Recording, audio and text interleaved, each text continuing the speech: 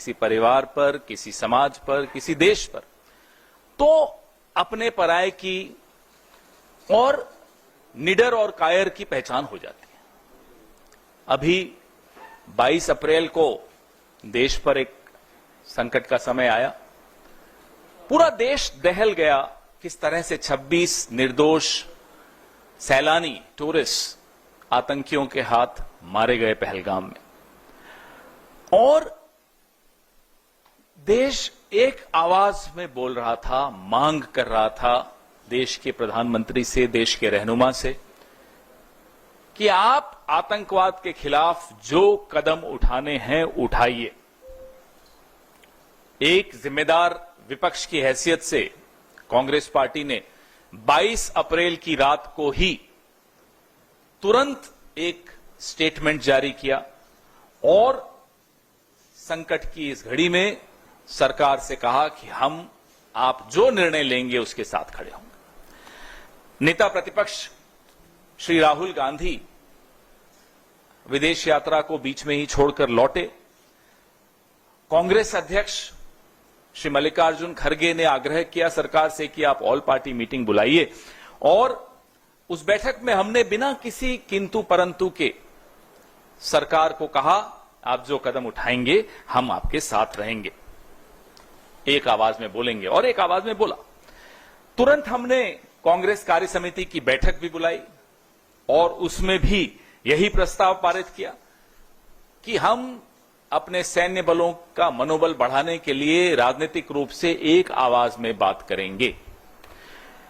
राहुल जी पहलगाम के पीड़ितों से मिलने गए, अस्पताल में गए, वहां के अलग अलग भिन्न भिन्न स्टेक होल्डर्स से मिले, वो पोनी एसोसिएशन हो, अलग अलग एसोसिएशन से वो वहां मिले। और जो भारत के सिविलियंस पर पाकिस्तान की कायराना फायरिंग पुंछ में हुई, राहुल जी वहां भी गए अभी 3 दिन पहले, और उनकी सुध ली, उनकी तकलीफों को साझा किया देश के साथ। लेकिन ये सब तो जो हम कर रहे थे आपके सामने है, और हम बार बार आपसे बात भी करते रहे, दिन में 2 बार भी करते रहे, क्योंकि संकट का एक दौर है। जो पीड़ादायक बात है, जो शर्मनाक बात है, वो क्या है कि एक तरफ कांग्रेस पार्टी, पूरा देश, पूरा विपक्ष देश हित में डटा हुआ है आज तक, लेकिन 22 तारीख अप्रैल की रात से आज तक भाजपा की जो ओछे दर्जे की राजनीति, बहुत निम्न स्तर की राजनीति, उसमें कहीं कोई रोक टोक नहीं थी, वो रुके नहीं, वो उसी निम्न स्तर पे लगे रहे, अभी भी लगे हुए हैं। और अपना जो विभाजनकारी उनका एजेंडा है, एक तरह से माफ कीजिएगा, उन्होंने आपदा में अवसर ढूंढा। पूरे देश में आवाज उठ रही थी कि पाकिस्तान को जवाब दिया जाए, आतंकियों के खिलाफ कदम उठाए जाएं। भाजपा के लोग कश्मीर के छात्र छात्राओं के साथ दुर्व्यवहार कर रहे थे। देश की जो अकलियत है, माइनॉरिटी है, मुसलमान है, उनके साथ दुर्व्यवहार कर रहे थे। सोशल मीडिया पर क्या कर रहे थे आपके सामने, आपदा में अवसर इसीलिए कहता हूं। और जो आधिकारिक सोशल मीडिया हैंडल्स हैं, उसमें एक धार्मिक उन्माद फैलाने की चेष्टा की गई।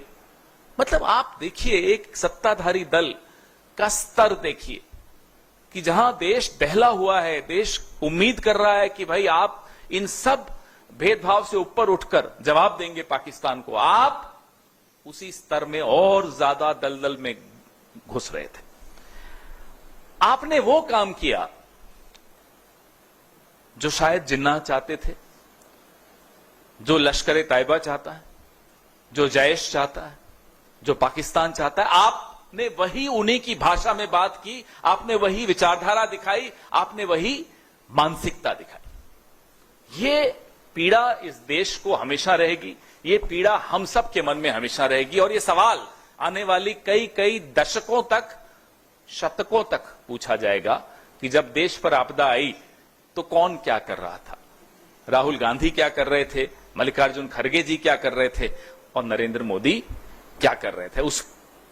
वो क्या कर रहे थे उसका तो जिक्र करना भी मुझे लगता है, एक इस गंभीर विषय पर उनका जिक्र करना मुझे लगता है बहुत मजाकिया हो जाएगा, और ये मजाकिया विषय है नहीं। जिस तरह से वो कभी प्रेम चोपड़ा की तरह, कभी परेश रावल की तरह डायलॉग्स दे रहे हैं साहब, जा जाकर ये सिंदूर है, इसमें रगों में मांग क्या है, खून है, गर्म है, ठंडा है, और गोली खाओ रोटी खाओ। ये प्रधानमंत्री है, ये प्रधानमंत्री है देश के। आज तक हमें जवाब नहीं मिला कि 2023 में पुंछ में जो आतंकियों ने किया, 2 अक्टूबर 2024 में गांधरबल में जो किया, गुलमर्ग में अक्टूबर 2024 में जो किया, पहलगाम में अप्रैल 2025 में जो किया, उन आतंकियों का क्या हुआ, वो कहां है? आज तक जवाब नहीं मिला कि सीजफायर किन शर्तों पर हुआ। आज तक जवाब नहीं मिला हाफिज सईद, अजहर मसूद बच के कैसे निकल गए। क्या सीजफायर की शर्तों में इन्हें वापस लाना है या नहीं है? कोई जवाब नहीं। जवाब मांगो, सवाल पूछो तो ये डायलॉग आते हैं आपके। पिक्चरें हम सबने देखी है साहब, हमारा सारा बचपन पिक्चरें देखकर गुजरा है, लेकिन गंभीर विषयों पे गंभीर चर्चा होनी चाहिए या पिक्चरों के डायलॉग होने चाहिए? पूरी विदेश नीति ट्रोल्स को आउटसोर्स कर दी, पूरी सुरक्षा नीति ट्रोल्स को आउटसोर्स कर दी, पूरी आंतरिक नीतियां जो है, राजनीति जो है, राजनीतिक विमर्श जो है, ट्रोल्स को आउटसोर्स कर दिया। ये उसका नतीजा मैं आपको बताता हूं क्या हुआ पिछले 10 घंटों में। क्या हुआ विदेश नीति का मैं आपको एक ज्वलंत उदाहरण देता हूं। कुवैत ने पाकिस्तान से वीजा की रेस्ट्रिक्शंस जो रोक थी वो हटा दी। ये अभी कल हुआ है। कुवैत में जो लेबर फोर्स है 21% भारत का है। ये भारत की विदेश नीति है कि अब चूंकि अमेरिकी राष्ट्रपति डोनाल्ड ट्रंप ने पाकिस्तान और हिंदुस्तान को हाइफनेट कर दिया, एक कर दिया, और हमारे यहां से चू नहीं निकली, न प्रेम चोपड़ा बोला, न परेश रावल बोला, तो उसकी यह हालत हो गई कि कुवैत अब भारत और पाकिस्तान को एक दृष्टि से देखने लग गया। जो रेस्ट्रिक्शन थी वीजा पाकिस्तानियों पर कुवैत से, वो हट गई, और पाकिस्तान और कुवैत अब लेबर ट्रीटी साइन करने वाला है। यह भी आप सुन लीजिए, यह है आपकी विदेश नीति का नतीजा। एक और उदाहरण देता हूं, यह अभी पहलगाम के बाद ही हुआ है। UAE, United Arab Emirates, Pakistan और भारत की हाइफनेशन का नतीजा देखिए कि 5 साल का वीजा की अनुमति पाकिस्तान को भी दे दी। ये स्थिति अब हमारी विदेश नीति की हो गई है। हम रोज कह रहे हैं, पिछले 1 महीने से कह रहे हैं कि साहब, एक नेपाल और भूटान तक नहीं बोला जब भारत पर संकट आया। किसी एक देश ने पाकिस्तान को आतंकी देश नहीं बोला। हमारी जुबान अकेले हम बोलते रहे, हमारी बात में बात नहीं मिलाई किसी ने। ये विदेश नीति की कमजोरी नहीं है तो और क्या है? 22 फरवरी 1994 में एक सर्वसम्मति से प्रस्ताव पारित हुआ था पीएको को लेकर। आज इस बात को 31 साल हो गए, और इस 31 सालों में बहुत कुछ बदला है, बहुत कुछ हुआ है, लेकिन जो मई 2025 के इस द्वंद्व में मालूम पड़ा, वो बहुत चिंता का विषय है कि कैसे चीन और पाकिस्तान एक होकर टेक्नोलॉजी के माध्यम से एक होकर आए, एक होकर दिखे। इससे ज्यादा खौफनाक और क्या हो सकता है कि हम इसके लिए तैयार नहीं हैं। हम इस बात को एड्रेस नहीं कर रहे क्योंकि ट्रोल्स को समझ में नहीं आता। सब कुछ तो ट्रोल्स निर्णय लेते हैं। हमारी नीति क्या है, हम इसका कैसे जवाब दे रहे हैं? हम हाइफनेशन होने दे रहे हैं, हम अलग थलग होते चले जा रहे हैं विश्व समुदाय में।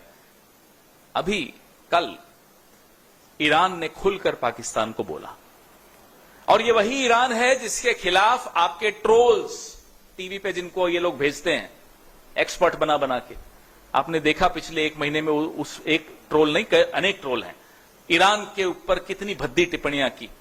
ये वही ईरान है जिसमें दशकों की मेहनत सरकारों ने की, कांग्रेस की सरकारों ने की और सरकारों ने की, कि आज भी वो पाकिस्तान को खुलकर उसने चुनौती दी कि आप आतंक को शरण देते हैं। और कोई न नेपाल न भूटान, छोड़ दीजिए, कोई नहीं आया। तो ये सब बहुत गंभीर विषय हैं जिनको मुझे नहीं लगता कि सरकार बहुत गंभीरता से इसको एड्रेस कर रही है। जब समझ में आ गया कि जो विध्वंसकारी विदेश नीति है और हम अलग थलग हो गए, तो एक ऑल पार्टी डेलीगेशन की बात हुई। उसमें जो विवाद पैदा किया गया वो आपने देखा, हमने नाम भेजे, जो हुआ चलिए वो तो हो गया। अब वहां भी कुछ लोग टूरिस्ट अट्रैक्शन स्पॉट्स में जा रहे हैं, दिख रहा है, लोग ट्वीट भी कर रहे हैं, एमपी दिखता है, अलग अलग बैठकें कर रहे हैं, डायस्पोरा से कर रहे हैं, लेकिन वहां भी कांग्रेस के विपक्ष के सांसद क्या कर रहे हैं, कैसे भारत का पक्ष रख रहे हैं, वो आपके सामने है। और पक्ष के सांसद, मैं उस व्यक्ति का नाम भी नहीं लेना चाहता, रोज एक जहरीला झूठा ट्वीट करके वहां भी कांग्रेस पर हमला किया था। मिसाइल पाकिस्तान पर दागनी थी, विपक्ष पर नहीं। और विपक्ष की बात कर रहा हूं मैं, सिर्फ कांग्रेस की नहीं, हमारे विपक्ष के और भी साथी जो वहां गए हैं डेलीगेशंस में, बहुत कायदे से, बहुत मजबूती से, they are very effective, more effective than I'm afraid the government also, in putting forward, in protecting the interests of India. A clear comparison between what the MPs of BJP are doing and what the MPs of the opposition are doing. There should be a clear comparison between what the BJP and its supporters did in the last 1 month and what the opposition did, how they conducted themselves. I think this is very important as a lesson for posterity also, the difference between the two. बात कर रहे हैं साहब, कराची पर जा रहे हैं, इस्लामाबाद में हमला हो रहा है, कराची बेकरी पे हमला कर रहे थे, और वो भी किसी बेचारे ऐसे शख्स की थी। ऐसे ये तभी मैं कहता हूं सारी नीतियां इन्होंने ट्रोल्स को दे दी। ये सरकार अब ट्रोल्स चला रहे हैं। आप सबको चिंता में नींद नहीं आनी चाहिए जब ये बात आपको समझ में आ जाएगी तो। This government is being run by trolls, inspired by trolls, operated by trolls, and the results are for everyone to see. When the Prime Minister talks in the language of a troll, so आप बताइए, चिंता नहीं है तो कैसे होगा काम, कैसे चलेगा, अब कैसे जवाब मिलेंगे, कैसे आने वाली चुनौतियां जो अप्रैल और मई 2025 में जो चुनौतियां समझ में आई, हमें, आपको, विशेषज्ञों को, सबको समझ में आई, उन चुनौतियों का क्या होगा, ये सब जवाब हमें चाहिए। और ये जवाब तभी मिल सकते हैं जब गंभीरता से, बिना ट्रोल्स से प्रेरित होकर बात हो, विशेषज्ञों से बात हो, सरकार को समझ में आए कि साहब यहां हमारी कमजोरी रही है विदेश नीति की, और जिनसे सीखना है उनको आप ट्रोल कर रहे हो। इंदिरा जी को ट्रोल कर लेते हैं साहब, इंदिरा जी को कोई ट्रोल कर सकता है? पाकिस्तान के मामले में आपने देखा उन्होंने क्या किया, भूगोल बदल दिया, और ये चले उनको ट्रोल करने। तो ऐसे लोग जो सरकार में बैठे हैं, मुझे नहीं लगता कि उनसे हमें कोई उत्तर मिल सकते हैं। वो इन चुनौतियों का सामना भी कर सकते हैं, क्योंकि संकट की घड़ी में उनका परीक्षा हुई उनकी, और उस परीक्षा में, माफ कीजिएगा, ये सरकार फेल हुई। आपके सवाल।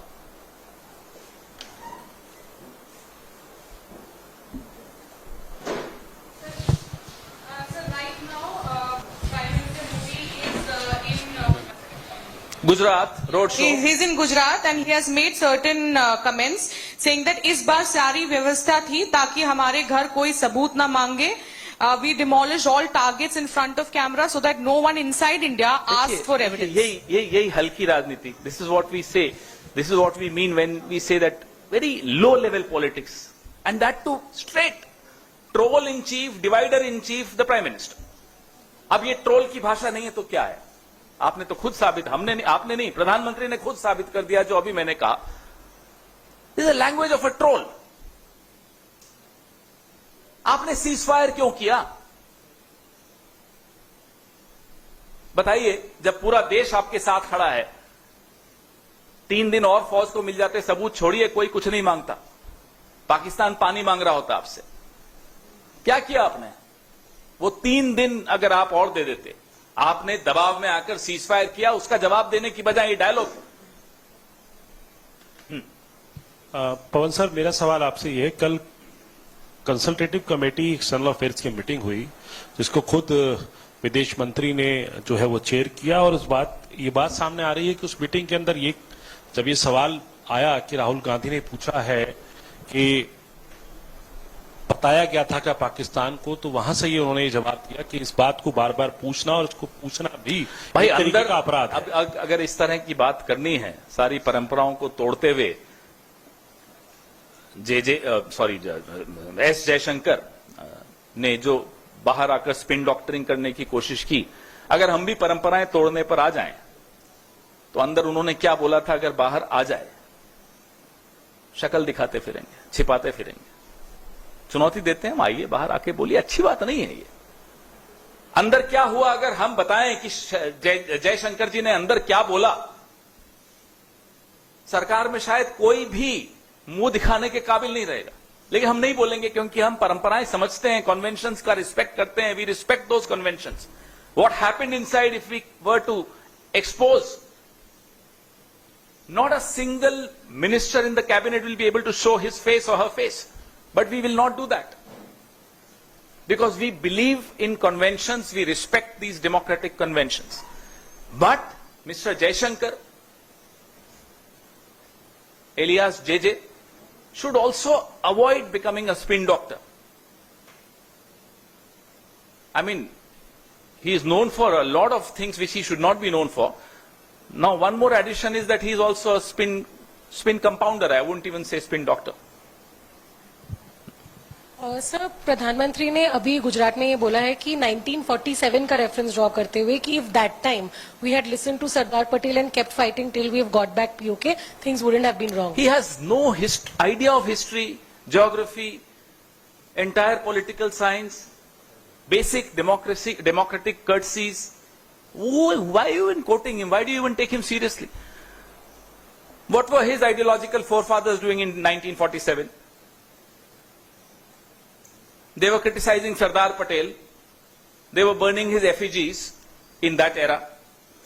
They were making cartoons of Sardar Patel, Pandit Jawaharlal Nehru, Subhash Chandra Bose, Mahatma Gandhi. The famous cartoon of a Ravan with 10 heads. So, don't take the Prime Minister seriously. I don't think his cabinet takes him seriously. I don't think the RSS takes him seriously. I don't know why you keep quoting him. पवन जी, थोड़ा देश के भीतर का दो सवाल हैं।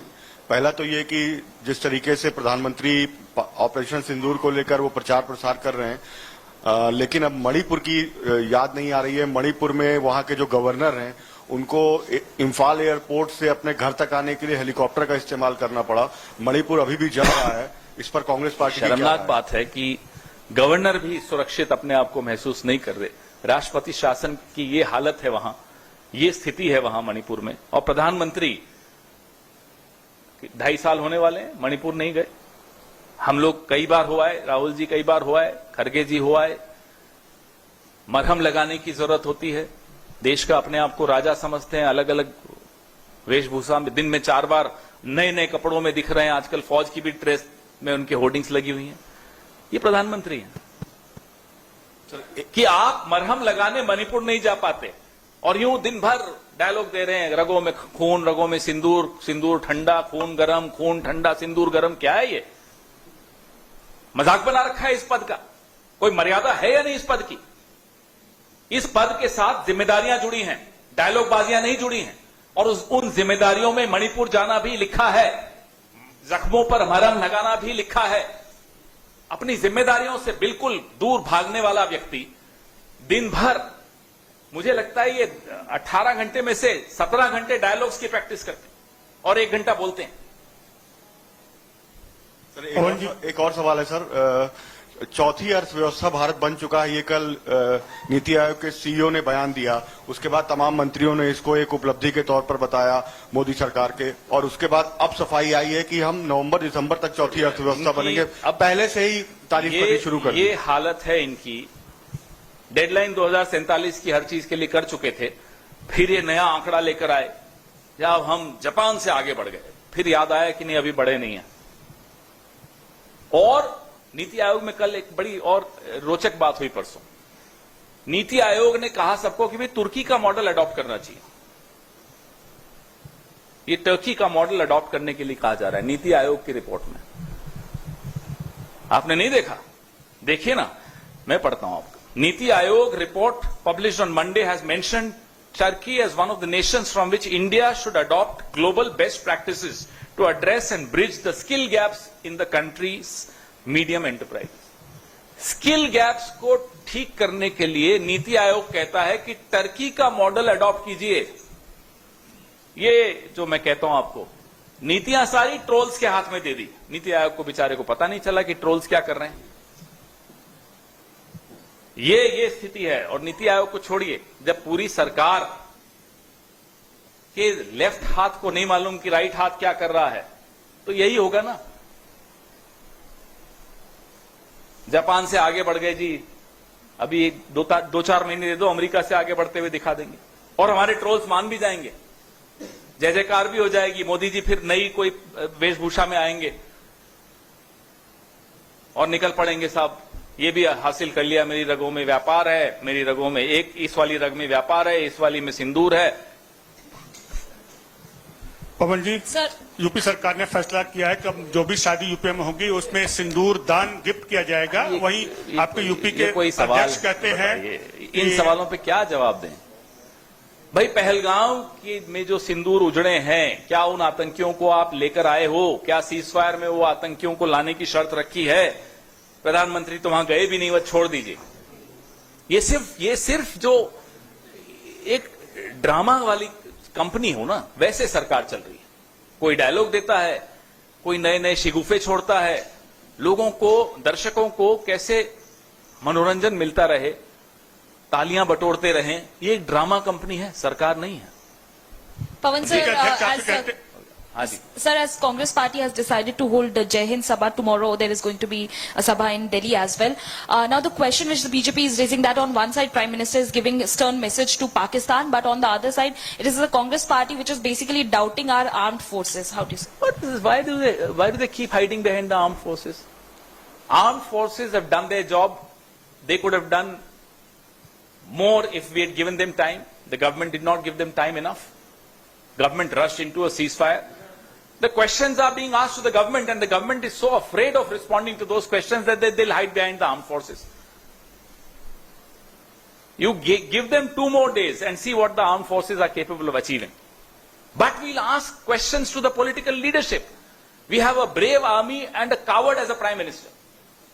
We have a very brave forces, but a very, very coward kind of a government. So we have every right, and it's our duty to ask questions to these cowards who are occupying important positions in government, Prime Minister and others. Pawan sir, Brijbhushan Sharan Singh को कल अदालत से राहत मिल गई है इस मसले आपको हैरानी हो रही है? उन्हें भी हैरानी नहीं हुई।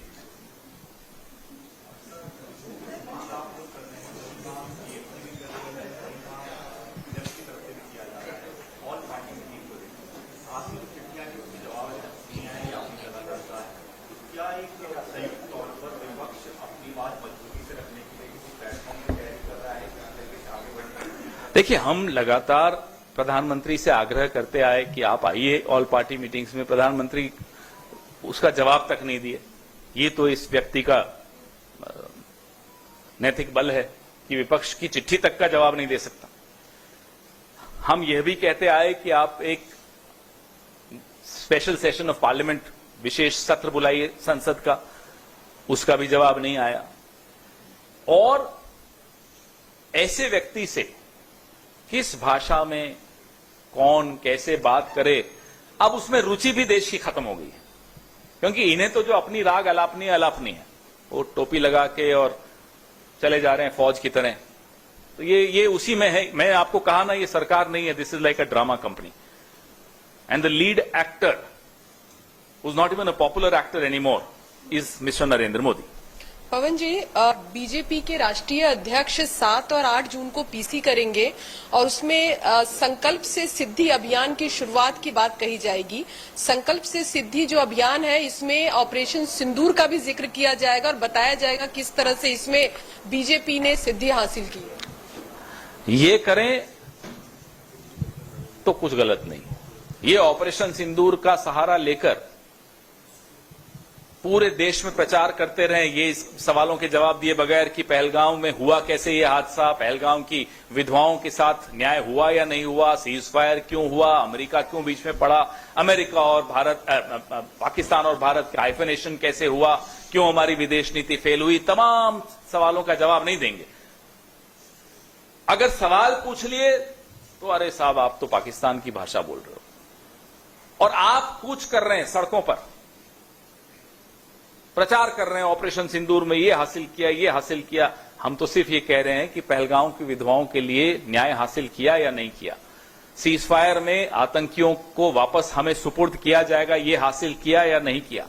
जो नुकसान हुआ है वो आपके सामने है, हाइफेनेशन आपके सामने है, कश्मीर पे मध्यस्थता आपके सामने दिख रही है, सुनाई दे रही है। ट्रंप रोज बोल रहा है लेकिन जवाब यहां से नहीं जा रहा है। ये आंखें, लाल आंखें दिखाएंगे सिर्फ विपक्ष को, और विपक्ष भी नहीं डरता है फिर लाल आंखों से, दिखाते रहो, जहां दिखानी है वहां दिखाओगे नहीं। आज पूरा देश को ये समझ में आ रहा है 19 जून 2020 को जो क्लीन चिट चीन को दी थी उसका खामियाजा कितना भारी है। I am sorry but nobody, no country in the world is taking you seriously because of your acts of omission and commission, because of your failed foreign policy, because of the clean chit that you gave to China 19 June 2020. तो ऐसे व्यक्ति ये drama ही कर सकते हैं, करने दीजिए इन्हें। सर सर सर इधर सर, गांधीनगर में प्रधानमंत्री ने बोला है कि हम 11 नंबर की इकोनॉमी से 4 नंबर की इकोनॉमी पर पहुंच गए हैं। अब अभी उनको बोलो ना, अभी तो अखबार तो पढ़ लें, अभी तो ब्रेकिंग न्यूज है 5 पे ही हो, कल 3 पे थे, वो कोई बोला 5वें पे हैं अभी, अब वो कह रहे हैं 4थे पे आ गए। बताइए भाई कहाँ है? बहुत बढ़िया साहब। पवन सर, इस तरह सर बधाई हो आपको। पवन सर, आप लोग विशेष सत्र की मांग कर रहे हैं सर। अरे जब जरूरत थी तब आपके साथ कौन खड़ा था? कोई एक देश बताइए जिसने कहा कि पाकिस्तान टेररिस्ट को सपोर्ट करता है, उनका उपयोग पड़ोसी देश भारत के खिलाफ करता है। कोई एक देश बताइए। FATF की ग्रे लिस्ट में पाकिस्तान है या नहीं है, हमें बताइए, क्यों हटा? फाइनेंशियल एक्शन टास्क फोर्स में क्या हुआ? आप पाकिस्तान को अलग थलग करने की जगह अपने आप को अलग थलग कर रहे हो, यह चिंता का विषय है। पवन सर, आप लोग विशेष सत्र की मांग कर रहे हैं, टीएमसी का भी साथ मिला। आज टीएमसी के सांसद सेंट्रल हॉल में अभी बैठक कर रहे हैं इस मुद्दे की मांग को लेकर, तो आपको लगता है कि अब सरकार मानेगी? ये सरकार, जब ऐसा दौर था कि हम सब उनके साथ खड़े होने को तैयार थे, खड़े थे, तब नहीं मानी।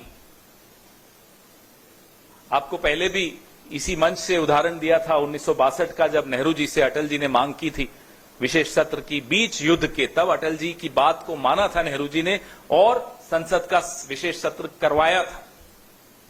लेकिन वो नेहरू जी थे, ये तो उनकी पांव की धूल के बराबर नहीं है, तो ये थोड़े मानेंगे।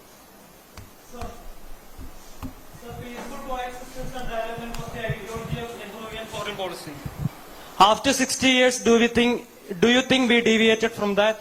Also, do you think the ruling party tries to undermine the ideology put forth by Nehru for their own gain? I am asking this question since it is the 60th anniversary of Jawaharlal Nehru. It's the 10th anniversary of Jawaharlal Nehru ji, and it's a very valid question that you asked.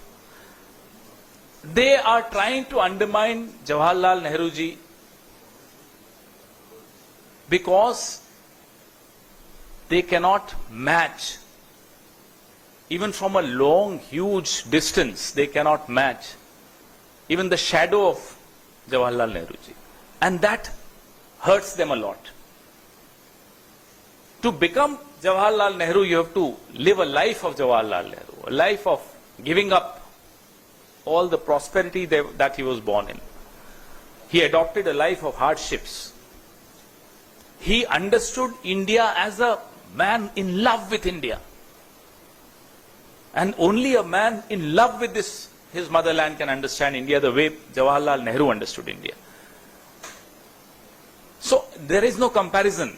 There is, I would hate myself if I start even comparing the two. They can't be compared, I'm sorry.